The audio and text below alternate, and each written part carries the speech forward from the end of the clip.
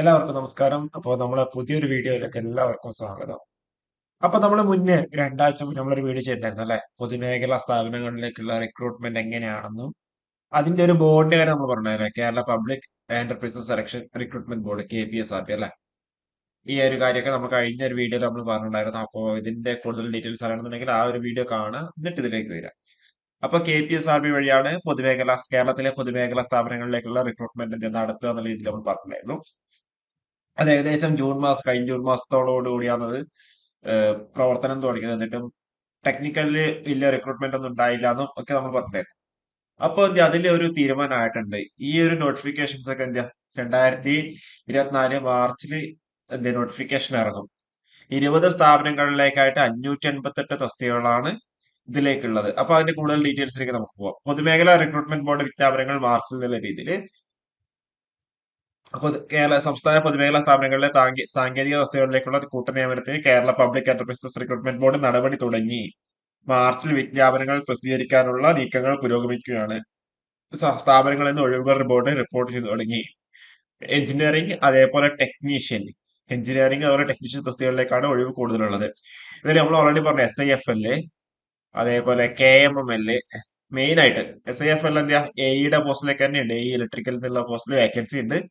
KMML എന്താ, junior executive എന്നുള്ള പോസ്റ്റിലേക്കായിരിക്കും ഉണ്ടാവും. അതിന്റെ ക്വാളിഫിക്കേഷൻ ബിടെക് തന്നെയാണ്. ഇതിന്റെ ക്വാളിഫിക്കേഷൻ ഒബ്വിയസ്ലി എന്താ, ബിടെക് തന്നെയാണ്. അപ്പൊ ബിടെക് ഉള്ളവർക്ക് എന്താ, സ്വാഭാവികമായിട്ടും ഓപ്പർച്യൂണിറ്റീസ് ഉണ്ടാവും എന്തായാലും.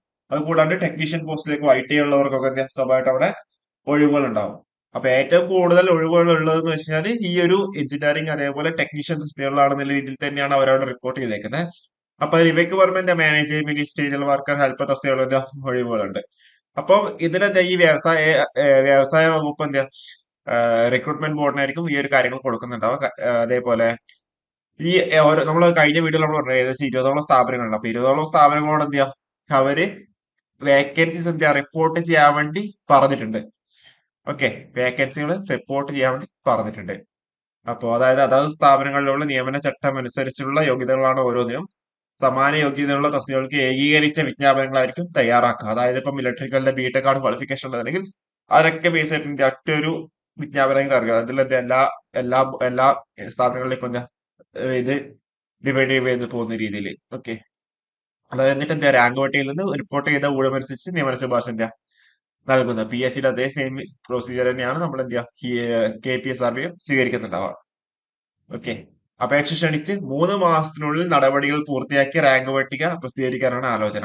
അപ്പൊ അത് വേക്കൻസി കുറവാണെന്നുണ്ടെങ്കിൽ, സോറി, നമ്പർ ഓഫ് അപ്ലിക്കൻസ് കുറവാണെന്നുണ്ടെങ്കിൽ, അത് നമ്പർ ഓഫ് അപ്ലിക്കൻസ് കൂടുതലാണെങ്കിൽ സ്വാഭാവികമായിട്ട് അവിടെ എക്സാംസ് കൂടി എന്താ കണ്ടക്ട് ചെയ്യേണ്ടി വരും. എക്സാംസും അതേപോലെ എന്താ ഇന്റർവ്യൂ കണ്ടക്ട് ചെയ്യേണ്ടി വരും. ഓക്കെ, അതേപോലെ കരാർ നിയമനം എന്താ റിക്രൂട്ട് KPSRB തന്നെയാണ് കൊടുക്കുന്നതാവും. മുന്നേ വെച്ചാൽ കരാർ നിയമനമൊക്കെ അവരവർക്ക് ഇഷ്ടമുള്ള ആൾക്കാരെ കൊടുക്കുന്നതിന് ഇപ്പൊ അത് എന്താ KPSRB വഴി തന്നെ തീരുമാനിച്ചിട്ടുണ്ട്. അതുകൂടാണ്ട് ഇതിൽ നിങ്ങൾക്കറിയാം എത്ര ഏതൊക്കെ തസ്തികളുടെ എണ്ണം എന്നല്ലേ. ഏറ്റവും കൂടുതലുള്ള മലബാർ സിമെന്റ്സിലാണ്. ഏതായത് 103 തസ്തികളേ ഉള്ളത് അല്ലെ. അത് കഴിഞ്ഞ് കഴിഞ്ഞാല് 56 53 ഒക്കെ ഉണ്ട്. അതായത് Kerala small industries development corporation, അതേപോലെ കേരള സ്റ്റേറ്റ് ഇൻഡസ്ട്രിയൽ എന്റർപ്രൈസസ്, അതേപോലെ Kerala minerals and metals KML അല്ലെ, ട്രാവൻകൂർ കൊച്ചിൻ കെമിക്കൽസ് അല്ലെ, സ്റ്റീൽ ഇൻഡസ്ട്രീസ്, അതിലൊക്കെ ഉണ്ട്. അപ്പൊ ഇതിൽ 20 സ്ഥാപനങ്ങളായി 588 തസ്തികകളിലേക്കാണ്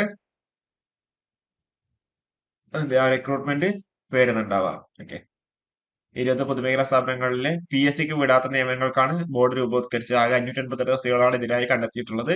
വ്യവസായ വകുപ്പിന് പുറമെയുള്ള Kerala state ex servicemen development and rehabilitation കോർപ്പറേഷനിലെ നിയമനങ്ങളും പിന്നീട് അദ്ദേഹം ബോർഡ് കൈമാറിയിട്ടുണ്ട്. ഓക്കെ, അപ്പോ ആകെ മാനേജിംഗ് ഡയറക്ടർ എന്നുള്ള പോസ്റ്റിലേക്ക് മാത്രമാണ് ഇപ്പോൾ റിക്രൂട്ട്മെന്റ് നടത്തിക്കുന്നത്. അതിന്റെ റിസൾട്ട് പബ്ലിഷ് ചെയ്തിട്ടുണ്ട്. അത് സർക്കാർ അംഗീകരിക്കണം നിയമനം. ഓക്കെ, അതേപോലെ നിങ്ങൾക്ക് എന്താ KPSRBയുടെ സൈറ്റ് കയറിയിട്ട് നിങ്ങൾക്ക് ഇപ്പം തന്നെ വേണമെങ്കിൽ വൺ ടൈം രജിസ്ട്രേഷൻ നടത്താം. ഓക്കെ, നമ്മൾ കേരള PSCയിലെ പോലെ തന്നെയാണ്. www.psrb.kerala.gov.in കയറി കഴിഞ്ഞാൽ നിങ്ങൾക്ക് അവിടെ രജിസ്റ്റർ ചെയ്യാൻ വേണ്ടി പറ്റുന്നതാണ്. നിങ്ങൾക്ക് നോട്ടിഫിക്കേഷൻ വന്നിട്ടുണ്ട് രജിസ്റ്റർ ചെയ്യാം, അല്ലെങ്കിൽ അതിന് മുന്നേ നിങ്ങൾക്ക് രജിസ്റ്റർ ചെയ്യാൻ വേണ്ടി പറ്റുന്നതാണ്. ഓക്കെ, അപ്പോൾ ഒത്തിരി കാര്യങ്ങളാണ് നമുക്കിവിടെ പറയാനുള്ളത്. അപ്പൊ മെയിൻ ആയിട്ട് SIFL KML എന്തായാലും റിക്രൂട്ട്മെന്റ്, കാരണം വെച്ചാൽ കഴിഞ്ഞ വീഡിയോ നമ്മൾ പറഞ്ഞായിരുന്നു നോട്ടിഫിക്കേഷൻ വന്നിട്ട് എക്സാം കണ്ടക്ട് ചെയ്തിട്ടുണ്ടായിരുന്നില്ല എന്ന കാര്യം അല്ലേ. ഓക്കെ, അപ്പോ ഇനി കൂടുതൽ എവിടെയൊക്കെയാണ് എന്തൊക്കെയാണ് പോസ്റ്റ് നമുക്ക് മാർച്ചിൽ മാത്രമേ അറിയാൻ വേണ്ടി പറ്റുന്നുള്ളൂ. മാർച്ചിൽ എന്തായാലും എന്താ വിജ്ഞാപനങ്ങൾ പുറപ്പെടുവിക്കും. ഇനി മാർച്ച് എന്ന് പറയാൻ അത്രക്കൊന്നുമില്ല. ഇപ്പൊ തന്നെ ജനുവരി പകുതി ചെയ്യാം അല്ലെ. ഫെബ്രുവരി 1.5 മാസം കൂടിയുള്ളൂ. മാർച്ച് ഫസ്റ്റ് വീക്ക് നമുക്ക് എക്സ്പെക്ട് ചെയ്തത്. കാരണം വെച്ചാൽ ഇപ്പം തന്നെ എന്റെ അവിടെ ഒഴിവുകൾ റിപ്പോർട്ട് ചെയ്യാൻ അവിടെ പറഞ്ഞിട്ടുണ്ട്. ഓക്കെ. അപ്പോ ഓക്കെ, അപ്പൊ നമുക്ക് ഒരു വീഡിയോ നമുക്ക് വൈൻഡപ്പ് ചെയ്യാം. Okay, thank you.